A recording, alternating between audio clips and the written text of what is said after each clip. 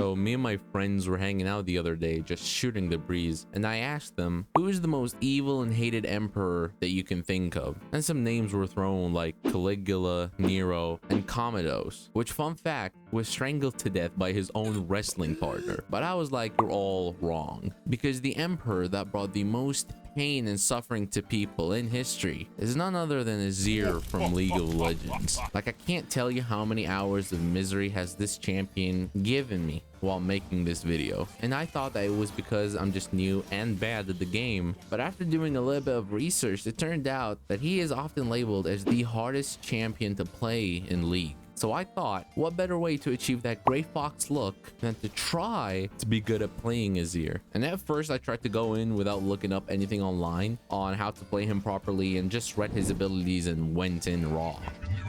And you can probably guess how that went. Yeah, boy. I was getting disrespected by every mid laner that I was going against. And I mean just manhandled by all of them.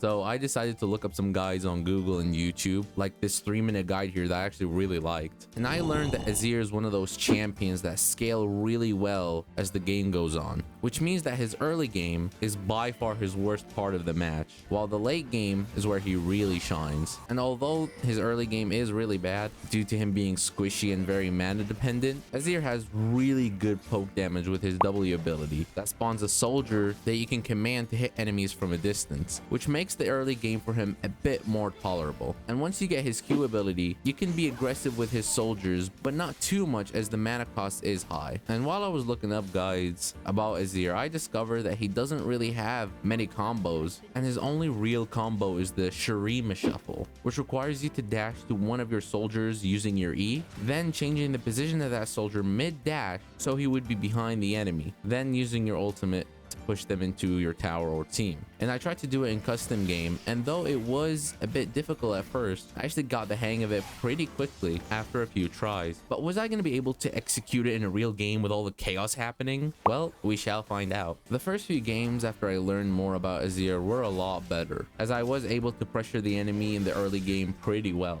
But I still felt like nobody cared about my status, you know, being an emperor and all. And most of the time, one aggressive move by them would net them more damage than all of my poke damage that I would do over time. But I still persisted with him and soothed the pain by convincing myself that the late game was going to be way more fun.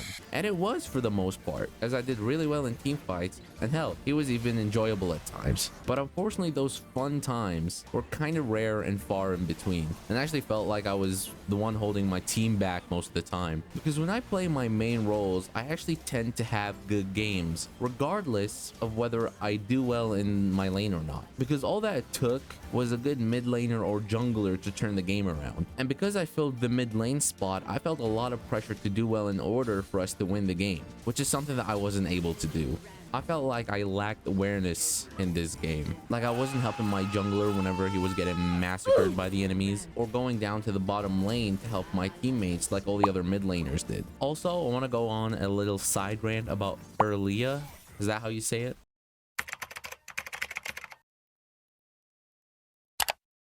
Aurelia.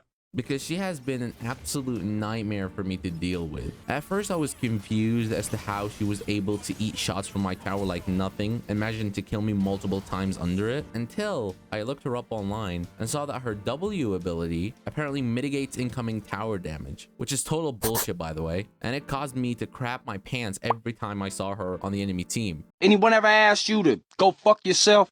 And I would just end up playing extra safe in the early game. So yeah, fuck this champion. So after countless hours spent trying to do well with Azir and just wanting to get one win, it was all going nowhere. And when I looked at my match history, I actually kind of got depressed and thought that maybe I'm just not a good gamer anymore. Like I lost all my skills in gaming in general. So I decided to take a little break and fall back to one game that sometimes brings me comfort.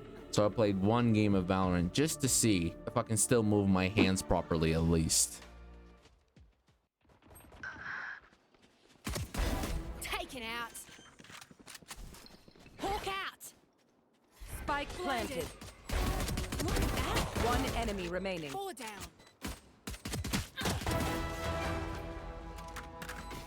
Yep, I think my hands are good.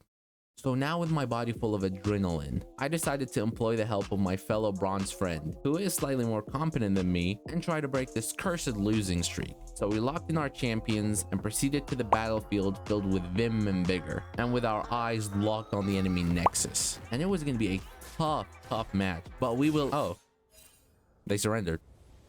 Well, I guess we won. Neat. But of course, we're not going to end it like this. Our win needs to be earned. So we queued up again and got into one of the wildest matches I've had in League.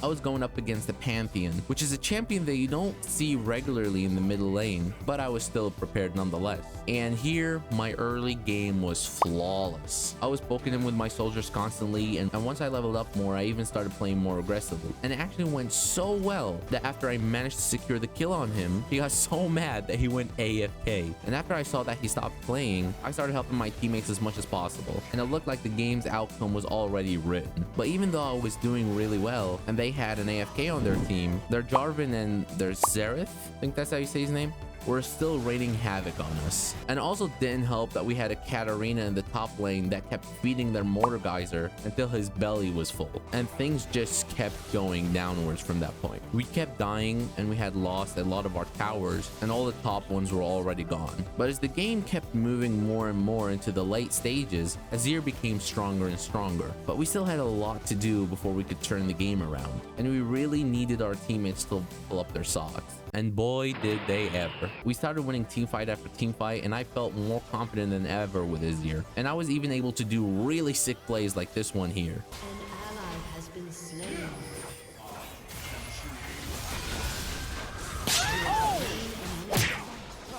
Double kill.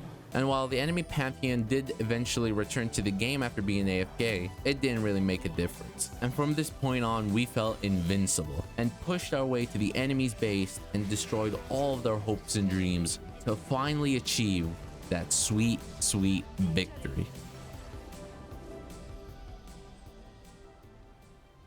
Now, after all the time spent playing Azir, I can confirm that it is possible to go full Grey Fox before the age of 21. And I do feel like I've aged at least 15 years in the past few days. But honestly, the last game really made it all worth it. But with that being said, I want to give my respect to the handful of people that main Azir. You guys need some serious fucking help.